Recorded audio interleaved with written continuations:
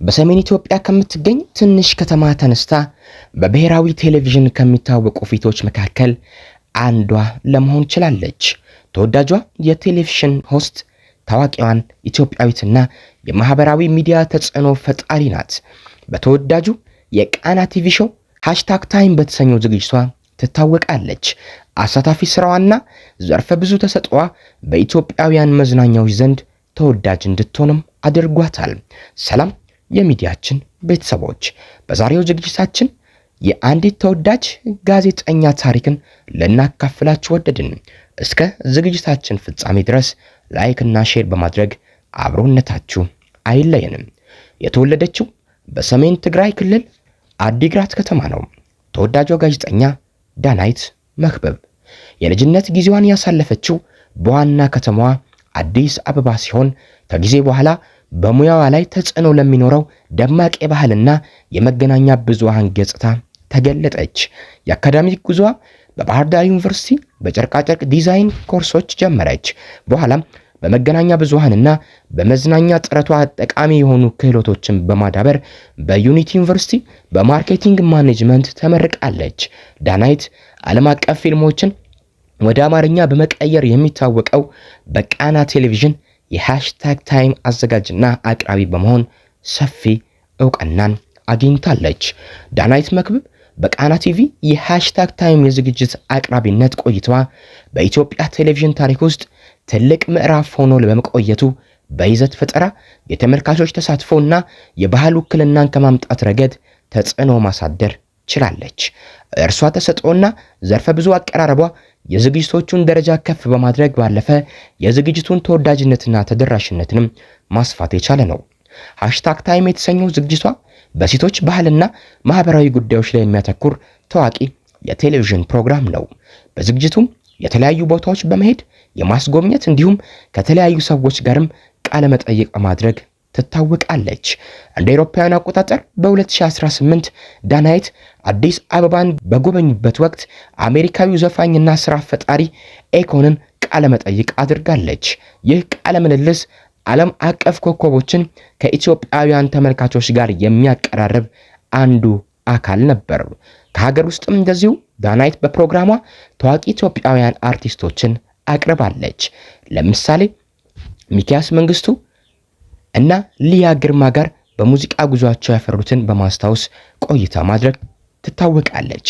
እንዲሁም ዳናይት የሀገሪቱን የበለጸገ የባህል፣ የቅርስ እንዲሁም ሌሎች ታሪኮችን በማሳየት በኢትዮጵያ ውስጥ የምታደርገውን ጉዞ በጨረፍታ አካፍላለች። ለአብነት ያህል እንደ ሐይቅ ዳርና ባህላዊ አቀማመጦች ካሉ ውብ ስፍራዎች ውብ ይዘቶችን ለተመልካቾች አድርሳለች። በእነዚህም ስራዎቿ የህብረተሰቡን አዝማሚያ የሚዳስሱ ክፍሎች ቀርበው ነበር። ይህም ለተመልካቾች የኢትዮጵያውያን ህይወት የተለያዩ ገጽታዎችን ግንዛቤ እንዲይዙ አድርጓቸዋል።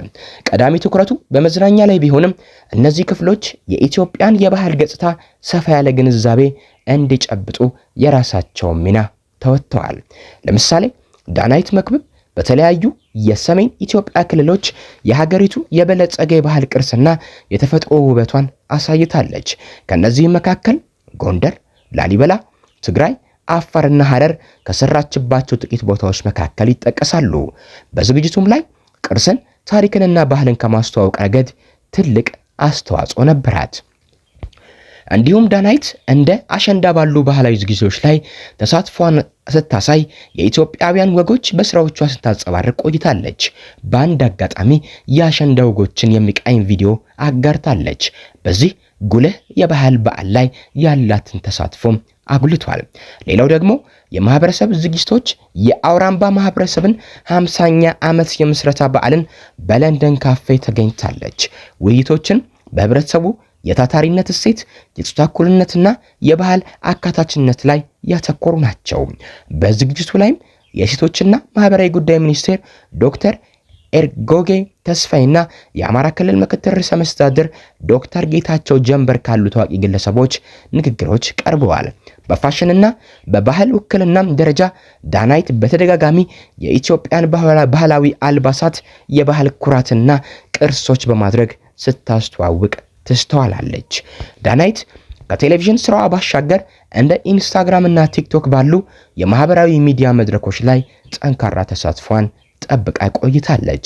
በዚህም የአኗኗራን የባህል አሰሳዎችን እና የምርት ስምምነቶችን ታጋራለች። እንደ ቴክኖሞባይል እና ኢቢኤስ ፈርኒቸር ካሉ ብራንዶች ጋር በመተባበር የኢትዮጵያን ባህል በሚያጎላና የሀገር ውስጥ ንግዶችን በሚያስተዋውቅ ደማቅ ይዘት ታዳሚዎቿን ማሳተፍ ቀጥላለች። የዳናይት ኦፊሻል በሆነው የኢንስታግራም መለያ danite.m ከ1.26 ሚሊዮን በላይ ተከታዮች አሏት። ይዘቷ በዋናነት የአኗኗር ዘይቤን፣ ፋሽንን፣ ውበትና የባህል ልጥፎችን ያቀርባል። ይህም በሰፊ የስነ ህዝብ ጋር እንድትገናኝ ያደረጋት ሲሆን የእሷም ተሳትፎ መጠን 2.15% ያህሉን ይሸፍናል። በአንድ ልጥፍ ወይም በአንድ ፖስት ስራዋ በአማካኝ በግምት 26900 ኢንተራክሽን በገጿ ላይ ይካሄዳል። አብዛኞቹ ተከታዮቿ ከኢትዮጵያ 49.8% የሚሆኑት እንዲሁም ከአሜሪካ 12.6% የሚሆኑትና የተባበሩት አረብ ኤሚሬቶች ደግሞ 3.73% የሚሆኑት ናቸው። ከዚህም ባለፈ ዳናይት መድረኩን ተጠቅማ በበርካታ ታዋቂ ብራንዶች ጋር በመተባበር በኢትዮጵያ ዲጂታል ቦታ ላይ ያላትን ተጽዕኖ አሳድጋለች። በተለይም ኢቢኤስ ፈርኒቸር እንደ የምርት ስም አምባሳደር ኢቢኤስ ፈርኒቸርን በማስተዋወቅ ከአኗኗራና ከቤት ማስጌጫ ይዘቷ ጋር በማጣጣም አስተዋዋቂ ሆናለች። ቴክኖሞባይል ከቴክኖሞባይል ጋርም ያላትን አጋርነት በቴክኖሎጂና በፈጠራ ዘርፎች ያላትን ተሳትፎ አጉልቶ በማሳየት አምባሳደርና የማስታወቂያ ባለሙያ ሆና እያገለገለችላቸው ትገኛለች። በተጨማሪም መርካቶ ኦንላይን ዳናይት ከመርካቶ ኦንላይን ጋር በመተባበር ባህላዊ ንግድን ከዲጂታል የግብይት ስልቶች ጋር በማገናኘት ሚናዋን አጉልታ እያሳየች ነው። በቃና ቲቪ መዝናኛ ፕሮግራም ላይም በተጫወተችው ሚና የምትታወቀው ዳናይት መክብብ ከኔትወርኩ ጋር በ2021 ተለያይታለች። ግን የመጣችበት ልዩ ምክንያት በይፋ አልተገለጸም። ለምን ከቃና ቴሌቪዥን ጋር ተለያየች የሚለውንም እስካሁን ድረስ አልገለጸችም። ዳናይት በአሳታፊ የዝግጅት ስልቷና ከተመልካቾች ጋር ባላት መገናኘት ችሎቷ ተወዳጅነትን አትርፋለች። ከቃና ቲቪ መልቀቋም በኢትዮጵያውያን መዝናኛዎች ውስጥ ትልቅ ቦታ የነበረው የሃሽታግ ታይም ሾውን ዘመን ማብቂያ ቢሆንም ከዚያን ጊዜ ጀምሮ ከዳናይትም ሆነ ከቃና ቲቪ የወጣችበትን ሁኔታ በተመለከተ የተሰጠ ይፋዊ ምክንያት ወይም መግለጫ የለም። በሴፕቴምበር 2024 ከቃና ቲቪ ከወጣች በኋላ ዳናይት መክብብ በዩቲዩብ ላይ ወደ ራሷ ዝግጅቶች ተሻግራለች። በዚህም ስራዋ ተመልካቾቿን በአሳታፊ ይዘት በመማረክ ቀጥላለች። ዳናይት ከቀድሞ ስራዋ በመውጣቷ ለብዙ አድናቂዎቿ የሚያስከፋ ቢሆንም ነገር ግን ወደ ዩቲዩብ መሸጋገሯ ከታዳሚዋ ጋር የነበራትን ግንኙነት በአዲስና ከፍ ባለ የራሷ ህጎች የራሷ ነፃነት ባላት መልኩ እንድትቀጥል አስችሏታል።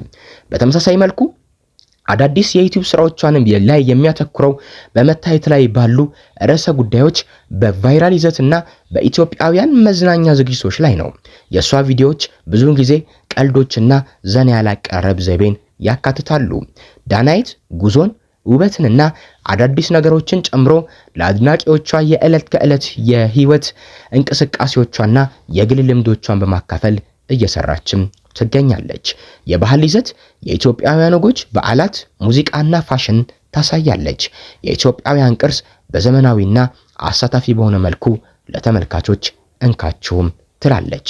ዳናይት መክብብ በበርካታ ስራዎቿ ላይ ለ8 ዓመታት ያህል በቃና ቲቪ ውስጥ በመስራት ጥንካሬዋንና ዘላቂነቷን ማስመስከርም ችላለች። ዛሬም በራሷ ዝግጅቶች ላይ ወደ ተመልካቾች መድረሷን ይበል የሚያሰኝ ከመሆኑ ባሻገር የፈጠራ ችሎቷን የሚያሳይ ነው። ውድ ተመልካቾቻችን ለዛሬ ያዘጋጀንላችሁ ጥንቅር ይህን ይመስል ነበር። ሼር፣ ላይክ እንዲሁም ሰብስክራይብ ማድረግ አይዘንጋ። በቀጣይ ቪዲዮዎች በሌላ ታሪክ እስከምንገናኝ በቸር ቆዩን።